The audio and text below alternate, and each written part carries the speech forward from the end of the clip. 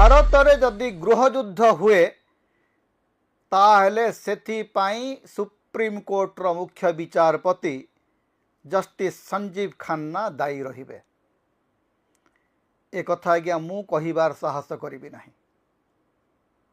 आमे जानिचु जे देशर सर्वोच्च अदालत मान्यवर सुप्रीम कोर्ट होउचंती देशर आईन व्यवस्थार चूड़ांत नियामक। मान्यवर सुप्रीम कोर्ट मुख्य विचारपति को गृहयुद्धर कारण बोलिकी कहिबार साहस आमर नाही। किंतु भारतीय जनता पार्टी रो निर्वाचित सांसद निशिकांत दुबेंकर अच्छी से कही परिबे।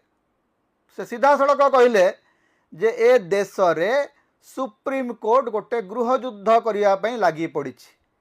कहीं लगी पड़ी ना सुप्रीम कोर्ट किछि राय देले जो राय बाबू निशिकांत दुबे को भल लगिला नहीं, बीजेपी ट्रोल बाहिनी को भल लगिला नहीं।